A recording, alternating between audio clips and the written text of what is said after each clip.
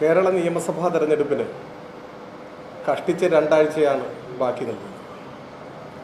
ഏതൊരു തെരഞ്ഞെടുപ്പിലും സാധാരണഗതിയിൽ ഏറ്റവും പ്രധാനപ്പെട്ട ചർച്ചാ വിഷയങ്ങൾ, തിരഞ്ഞെടുപ്പിലെ ചർച്ചാ വിഷയങ്ങൾ നാടിൻ്റെ വികസനവും ജനങ്ങളുടെ ക്ഷേമവുമായിരിക്കണം എന്നതാണ് പൊതുവെ അംഗീകരിക്കപ്പെടുന്നത്. അതുകൊണ്ട് തന്നെ വികസനത്തിലും ക്ഷേമത്തിലും ഊന്നി നിന്നുകൊണ്ടുള്ള ആരോഗ്യകരമായ രാഷ്ട്രീയ സംവാദങ്ങളാണ് ഇടതുപക്ഷം ഈ തിരഞ്ഞെടുപ്പിലുടനീളം ഉയർത്തിക്കൊണ്ടുവരാൻ ശ്രമിച്ചത്. ഞങ്ങൾ ആഗ്രഹിക്കുന്നതും അതാണ്. പ്രത്യേകിച്ചും 10 വർഷം നീണ്ട ഇടതുപക്ഷ ഭരണത്തിന് ശേഷമാണ് ഇപ്പോൾ തെരഞ്ഞെടുപ്പിനെ നേരിടുന്നത്. 10 വർഷം കൊണ്ട് കേരളത്തിലുണ്ടായ മാറ്റം അതിശയകരമാണ്. ലോകത്തിൻ്റെ മുഴുവൻ ശ്രദ്ധാകേന്ദ്രമായി കേരളം മാറി എന്നതാണ് വസ്തുത. നീതി ആയോഗിൻ്റെ സുസ്ഥിര വികസന സൂചികയിൽ 1-ാം സ്ഥാനത്താണ് കേരളം തുടരുന്നത്. ഏത് രംഗമെടുത്താലും ഈ മികവ് കാണാൻ പറ്റും. മുൻപ് വ്യവസായ സൗഹൃദത്തിൻ്റെ കാര്യത്തിൽ 28-ാം സ്ഥാനത്തായിരുന്നു നമ്മുടെ നാട്, സംസ്ഥാനം. എന്നാൽ ഇപ്പോൾ 28-ാം സ്ഥാനത്ത് നിന്നും അക്കാര്യത്തിൽ 1-ാം സ്ഥാനത്തേക്ക് കേരളം എത്തി. ഞാൻ ഓരോ മേഖലയിലെ നേട്ടങ്ങൾ ഇങ്ങനെ ഈ ഘട്ടത്തിൽ വിശദീകരിക്കുന്നില്ല. നമ്മുടെ നാടിന് അഭിമാനിക്കാൻ കഴിയുന്ന മഹത്തായ നേട്ടങ്ങൾ, കേരളത്തിൻ്റെ മുഖച്ഛായ മാറ്റിയ വൻകിട വികസന പദ്ധതികൾ, ഏറ്റവും സാധാരണക്കാരായ ജനങ്ങളുടെ ജീവിതത്തിൽ ആശ്വാസമായി മാറിയ ക്ഷേമ നടപടികൾ, ക്ഷേമ പദ്ധതികൾ, ഇതെല്ലാം ഈ തെരഞ്ഞെടുപ്പിൻ്റെ മുൻപാകെ ഇടതുപക്ഷ ഭരണത്തിൻ്റെ ബാക്കി പത്രമെന്ന നിലയിൽ ജനങ്ങളുടെ മുൻപാകെ ഞങ്ങൾ അവതരിപ്പിക്കുകയും പുതിയ കേരളത്തെക്കുറിച്ചുള്ള സങ്കല്പം, ഈ വികസനത്തിൻ്റെ തുടർച്ചയെക്കുറിച്ചുള്ള ഞങ്ങളുടെ കാഴ്ചപ്പാട് ജനങ്ങളുമായി പങ്കുവയ്ക്കുകയും ഒക്കെയാണ് ഞങ്ങൾ ചെയ്തുകൊണ്ടിരിക്കുന്നത്. എന്നാൽ വികസനവും ക്ഷേമവും ചർച്ച ചെയ്യാൻ UDF സന്നദ്ധമേ അല്ല. UDF ഇത്തരം കാര്യങ്ങൾ ചർച്ച ചെയ്തുകൂടാ എന്നൊരു നിലയാണ് സ്വീകരിച്ചതായി കാണുന്നത്. അതുകൊണ്ട് തെരഞ്ഞെടുപ്പിനെ വിവാദത്തിൽ മുക്കുക, ജനങ്ങളെ തെറ്റിദ്ധരിപ്പിക്കുക, ഈ അജണ്ടയോടുകൂടിയാണ് UDFൻ്റെ നേതൃത്വം മുൻപോട്ട് പോകുന്നത്. ഈ രാഷ്ട്രീയ അവിവേകത്തിനാണ് കോൺഗ്രസിൻ്റെ ദേശീയ നേതൃത്വവും കൂട്ടുനിൽക്കുന്നത്. കഴിഞ്ഞ ദിവസം കോൺഗ്രസിൻ്റെ ദേശീയ നേതാക്കളുടെ പ്രസംഗം ഈ രാഷ്ട്രീയ അവിവേകത്തിന് അടിവരയിടുന്നതാണ്. കോൺഗ്രസിൻ്റെ ദേശീയ നേതൃത്വം തന്നെ ആരോപിക്കുന്നത് ഡീലുണ്ട് എന്നാണ്. CJP എന്ന് പറയുന്നത്. CJP എന്നത് യാഥാർത്ഥ്യമാണ്. അത് പക്ഷേ കോൺഗ്രസ് ജനതാ പാർട്ടിയാണ്. അത് കേരളത്തിൻ്റെ ചരിത്രത്തിലുടനീളം പ്രകടമായിട്ടുള്ളതാണ്. ഒരു രഹസ്യമല്ല, ഒരാരോപണവുമല്ല. കോൺഗ്രസിൻ്റെയും RSSൻ്റെയും ബാന്ധവം പതിറ്റാണ്ടുകൾ പഴക്കമുള്ള ഒരു കേരള യാഥാർത്ഥ്യമാണ്. ഇപ്പോൾ കേരളത്തിൽ ആദ്യമായി ഒരു സമരത്തെ RSS പിന്തുണയ്ക്കുന്നത് വിമോചന സമരത്തെയാണ്. വിമോചന സമരാനന്തരം നടന്ന തെരഞ്ഞെടുപ്പിലാണ്, അഥവാ 2-ാം കേരള നിയമസഭാ തെരഞ്ഞെടുപ്പിലാണ് ആദ്യമായി കേരളത്തിൽ ജനസംഘം മത്സരിക്കുന്നത്. ഇതെല്ലാവർക്കും അറിയുന്ന കാര്യമാണ്. 4 മണ്ഡലങ്ങളിലാണ് സ്ഥാനാർത്ഥിയെ പ്രഖ്യാപിച്ചത്. ദീൻദയാൽ ഉപാധ്യായ നേരിട്ട് വന്നാണ് പ്രഖ്യാപനം നടത്തിയത്. പ്രചരണം ഒരു ഘട്ടം പിന്നിട്ടപ്പോഴാണ് കോൺഗ്രസുമായി ചർച്ച ചെയ്ത് പ്രഖ്യാപിച്ച സ്ഥാനാർത്ഥികളിൽ, പ്രചരണം നടക്കുന്ന സ്ഥാനാർത്ഥികളിൽ ഒരാളെ പിൻവലിച്ച് പട്ടാമ്പിയിൽ കോൺഗ്രസ് സ്ഥാനാർത്ഥി A. രാഘവൻ നായരെ പിന്തുണയ്ക്കാൻ തീരുമാനിക്കുന്നു. 1960-ലെ കേരള നിയമസഭാ തെരഞ്ഞെടുപ്പിൽ പട്ടാമ്പിയിൽ കോൺഗ്രസിനും ജനസംഘത്തിനും സംയുക്ത സ്ഥാനാർത്ഥിയാണ്. RSSും കോൺഗ്രസും കൈകോർത്ത് പിടിച്ചു. ഇതൊരു രഹസ്യധാരണയല്ല, പരസ്യമായ സ്ഥാനാർത്ഥി പ്രഖ്യാപനമാണ്. RSSും കോൺഗ്രസും കൈകോർത്ത് പിടിച്ച് തോൽപ്പിക്കാൻ ശ്രമിച്ച കമ്മ്യൂണിസ്റ്റ് സ്ഥാനാർത്ഥിയുടെ പേര് EMS നമ്പൂതിരിപ്പാടെന്നാണ്. EMSനെ തോൽപ്പിക്കാൻ 60-ൽ കേരളത്തിലുണ്ടാക്കിയ ഡീലാണ് ഇന്നും തുടരുന്നത്. പതിറ്റാണ്ടുകൾ പഴക്കമുള്ള ഡീലാണ്. ആ ഡീലാണ് CJP എന്ന പേര് കോൺഗ്രസ് ജനതാ പാർട്ടിക്കാണ് ചരിത്ര യാഥാർത്ഥ്യങ്ങളുടെ അടിസ്ഥാനത്തിൽ ചേരുക എന്ന് തെളിയിക്കുന്നത്. ഇത് ഒറ്റപ്പെട്ടൊരു സംഭവമല്ല. ഒരു ദശാബ്ദം കഴിഞ്ഞപ്പോൾ 1971-ൽ പാർലമെൻറ്റ് തെരഞ്ഞെടുപ്പിലും പാലക്കാട് AKGയെ തോൽപ്പിക്കാൻ ഇതേ ഡീലുണ്ടായി. അത്തവണ സ്ഥാനാർത്ഥിയായി വന്നത് RSSന്റെ ജില്ലാ കാര്യവാഹകാണ് പ്രൊഫസർ TC ഗോവിന്ദൻ. കോൺഗ്രസിൻ്റെ കൂടി സ്ഥാനാർത്ഥിയായി, സംയുക്ത സ്ഥാനാർത്ഥി.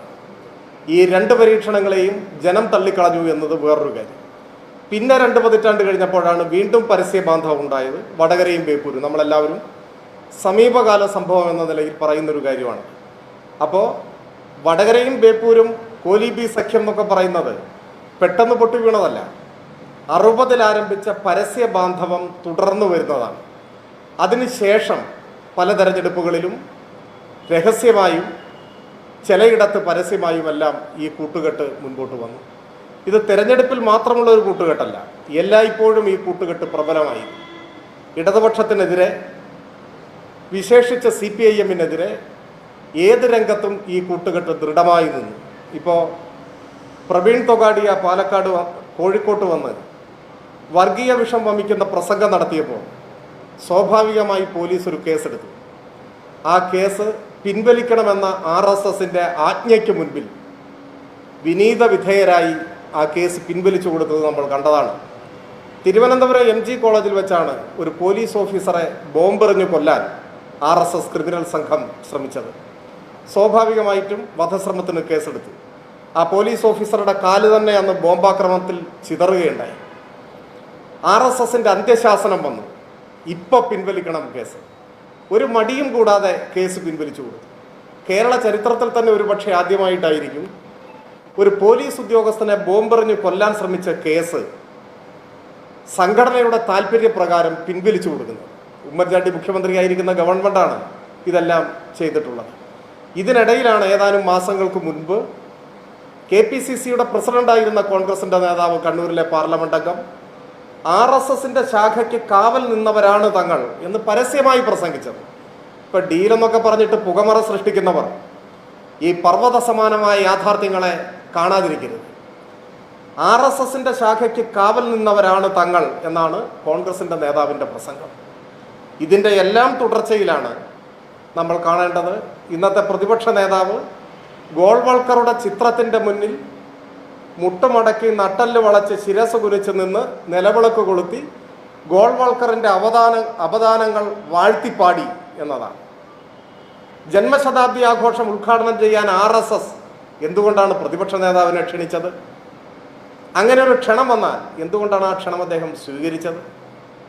2006 തെരഞ്ഞെടുപ്പിൻ്റെ തൊട്ടു മുൻപ് തെരഞ്ഞെടുപ്പ് അന്തരീക്ഷത്തിൽ RSSുമായി ഡീലുണ്ടാക്കി, ആ ഡീലിൻ്റെ കൂടി ഭാഗമായി ജന്മശതാബ്ദി ആഘോഷം, ഗോൾവൾക്കറുടെ ജന്മശതാബ്ദി ആഘോഷം ഉദ്ഘാടനം ചെയ്തത് സംബന്ധിച്ച് വിമർശനമുയരുമ്പോൾ, ചോദ്യം ചോദിക്കുമ്പോൾ ഇതുവരെ അദ്ദേഹം മറുപടി പറഞ്ഞിട്ടുണ്ടോ? എന്തെങ്കിലും സാമാന്യ ബുദ്ധിയെ വെല്ലുവിളിക്കുന്ന മറുപടിയല്ലേ പറഞ്ഞിട്ടുള്ളത്? ഒരു പുസ്തക പ്രകാശനത്തിൻ്റെ കാര്യമല്ലേ അദ്ദേഹം പറയുന്നത്? അദ്ദേഹത്തോട് ആരാണ് പുസ്തക പ്രകാശനത്തെക്കുറിച്ച് ചോദിച്ചത്? അതിനെക്കുറിച്ച് ആരാണ് വിമർശനം ഉന്നയിച്ചത്? അതിലും നടത്തിയ പ്രസംഗത്തെ സംബന്ധിച്ച് വിമർശനം ഉണ്ടാവാം, അതവിടെ നിൽക്കട്ടെ. വിമർശനം ഉയർന്നു വന്നത് 2006 RSSന്റെ രണ്ടാമത്തെ സർസംഘചാലക ഗോൾവൾക്കർ, അദ്ദേഹം എങ്ങനെയാണ് ഇന്ത്യ ചരിത്രത്തിൽ അടയാളപ്പെടുത്തപ്പെട്ടത്? വിചാരധാര എഴുതിയ RSSന്റെ ആചാര്യനാണ്. ആ വിചാരധാരയിലാണ് ആഭ്യന്തര ഭീഷണി എന്ന ഭാഗത്ത് 19 മുതൽ 21 വരെ അധ്യായങ്ങൾ ഇന്ത്യയുടെ ഏറ്റവും വലിയ ആഭ്യന്തര ഭീഷണി മുസ്ലിങ്ങളും ക്രിസ്ത്യാനികളും കമ്മ്യൂണിസ്റ്റുകാരുമാണ് എന്ന് വിചാരധാര എന്ന RSSന്റെ അടിസ്ഥാന ഗ്രന്ഥത്തിൽ എഴുതി വെച്ച RSSന്റെ സർസംഘചാലകാണ് ഗോൾവൾക്കർ. 19ാമത്തെ അധ്യായത്തിൻ്റെ തലക്കെട്ട് മുസ്ലിങ്ങൾ എന്നാണ്. ഒരു അധ്യായം മുഴുവൻ അതാണ്, ഇന്ത്യയുടെ ഭീഷണി. 20ാമത്തെ അധ്യായത്തിൻ്റെ തലക്കെട്ട് ക്രിസ്ത്യാനികൾ എന്നാണ്. ഒരു അധ്യായം മുഴുവൻ അതാണ്. 21ാമത്തെ അധ്യായം കമ്മ്യൂണിസ്റ്റുകാർ. ഈ 3 കൂട്ടരും ഇന്ത്യയുടെ ഭീഷണിയാണ്, ഇവരെല്ലാം തുടച്ചു നീക്കണമെന്ന് ആഹ്വാനം ചെയ്യുന്ന ഇന്ത്യ കണ്ട ഏറ്റവും വലിയ വർഗീയവാദികളിൽ ഒരാളായ RSSന്റെ രണ്ടാമത്തെ സർസംഘചാലകിൻ്റെ ജന്മശതാബ്ദി ഉദ്ഘാടനം ചെയ്യാൻ എന്തുകൊണ്ട് ഇന്നത്തെ പ്രതിപക്ഷ നേതാവിനെ അന്ന് RSS ക്ഷണിച്ചു? അതാണ് ചോദ്യം. അതിന് മറുപടി പറയണ്ടേ? 60-ൽ EMSനെതിരായി RSS ഡീലുണ്ടാക്കിയതിനെ ഇപ്പം മറുപടി പറയണമെന്നൊന്നും നമ്മൾ പറയുന്നില്ല. കാരണം അതിനൊന്നും മറുപടിയില്ല. അതെല്ലാം ചരിത്ര യാഥാർത്ഥ്യങ്ങളാണ്. സത്യമായി ചരിത്രത്തിൽ ഇങ്ങനെ നിലനിൽക്കുകയാണ്. വർഗീയ വലതുപക്ഷ സഖ്യത്തിൻ്റെ സാക്ഷ്യപ്പെടുത്തലുകളാണ് അതെല്ലാം. 71 AKGയെ തോൽപ്പിക്കാൻ RSSും കോൺഗ്രസും കൈകോർത്തതിന് ഇപ്പം മറുപടി പറയണമെന്നൊന്നും നമ്മൾ പറയുന്നില്ല. അതിനൊന്നും മറുപടി പറയാൻ കഴിയില്ല ആർക്കും. വടകരയും ബേപ്പൂരും ഇപ്പോൾ നമ്മൾ പറയുന്നില്ല. പക്ഷേ ഇപ്പോഴത്തെ പ്രതിപക്ഷ നേതാവ് ഇങ്ങനെയെല്ലാം ജനങ്ങളെ തെറ്റിദ്ധരിപ്പിക്കാൻ വ്യാജ പ്രചരണം നടത്തുമ്പോൾ നിങ്ങൾ എന്തിന് RSSന്റെ സർസംഘചാലകായിരുന്ന ഗോൾവാൾക്കറിന്റെ ജന്മശതാബ്ദി ഉദ്ഘാടനം ചെയ്യാൻ RSSന്റെ ക്ഷണം സ്വീകരിച്ച് RSSന്റെ ഇഷ്ടക്കാരനായി അവിടെ പോയി എന്ന് ചോദിക്കും? അതിന് മറുപടി പറയാതിരുന്നിട്ട് കാര്യമില്ല. ആവർത്തിച്ച് ചോദിച്ചുകൊണ്ടിരിക്കും. കേരളം ചോദിക്കും. നിങ്ങൾ പിന്നെയും പിന്നെയും ആളുകളെ തെറ്റിദ്ധരിപ്പിക്കുന്ന മറുപടി പറ. യഥാർത്ഥത്തിൽ മതനിരപേക്ഷ കേരളത്തോട് പ്രതിപക്ഷ നേതാവ് മാപ്പ് പറയേണ്ടതാണ്. ഇനി ഇങ്ങനെ RSS പരിപാടിയിൽ പങ്കെടുക്കുമോ എന്ന കാര്യം വ്യക്തമാക്കേണ്ടതാണ്. ആ ചോദ്യം എത്ര കാലം കഴിഞ്ഞാലും കേരളത്തിൽ അവശേഷിക്കുന്ന ചോദ്യമാണ്. അതിന് വ്യാജ ആരോപണങ്ങൾ ഉയർത്തിക്കൊണ്ടുവന്നത് കൊണ്ട് കാര്യമില്ല. കുറെ കൂടി വിവേകത്തോടെ കോൺഗ്രസിൻ്റെ ദേശീയ നേതൃത്വം പെരുമാറേണ്ടതാണ്. ഒരു തെരഞ്ഞെടുപ്പിനെ രാഷ്ട്രീയ ഉള്ളടക്കമുള്ളതാക്കി മാറ്റാൻ, നാടിൻ്റെയും ജനങ്ങളുടെയും പ്രശ്നങ്ങൾ ചർച്ച ചെയ്യുന്ന തെരഞ്ഞെടുപ്പാക്കി മാറ്റാൻ എല്ലാവർക്കും ഉത്തരവാദിത്വമുണ്ട്.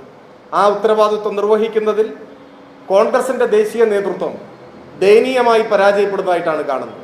അതിവിടെ മാത്രമല്ല, ഇന്ത്യ കൂട്ടായ്മയെ തന്നെ ദുർബലപ്പെടുത്തുന്ന രാഷ്ട്രീയ അവിവേകമാണ് കോൺഗ്രസ് ദേശീയ നേതൃത്വത്തിൻ്റെ ഭാഗത്തുള്ളത്. ഇപ്പം മനീഷ് സിസോദിയയും കെജ്രിവാളും ഇരുവരെയും ജയിലിലടയ്ക്കാൻ RSSന് ചൂട്ടുകത്തിച്ചു കൊടുത്തത് ആരാണ്? കോൺഗ്രസും RSSും കൈകോർത്തല്ലേ ഈ രണ്ടുപേരെയും ജയിലിലടച്ചത്? ഇപ്പോൾ കള്ളക്കേസാണെന്ന് വ്യക്തമായി. യഥാർത്ഥത്തിൽ ഇന്ത്യയിലെ ജനങ്ങളോട് കോൺഗ്രസ് മാപ്പ് പറയേണ്ടതാണ്. ഇന്ത്യ കൂട്ടായ്മയെ ദുർബലപ്പെടുത്തുന്ന ഈ സമീപനം ആത്യന്തികമായി സംഘപരിവാരത്തിന് NDAയ്ക്കാണ് ഗുണം ചെയ്യുക എന്നത് എല്ലാവർക്കും അറിയുന്നതാണ്. അങ്ങനെ പ്രത്യക്ഷമായും പരോക്ഷമായും സംഘപരിവാരത്തിന് ഗുണം ചെയ്യുന്ന നിലപാടുകൾ തുടർച്ചയായി സ്വീകരിക്കുന്നതാണ് ഇന്ത്യയിലെ മതനിരപേക്ഷവാദികളുടെ തന്നെ വിശ്വാസം നേടുന്നതിൽ കോൺഗ്രസ് പരാജയപ്പെടുന്നത്. അത് തിരുത്താൻ കോൺഗ്രസ് തയ്യാറാവണം. തെരഞ്ഞെടുപ്പിനെ തെരഞ്ഞെടുപ്പായി നേരിടാൻ തയ്യാറാവണം.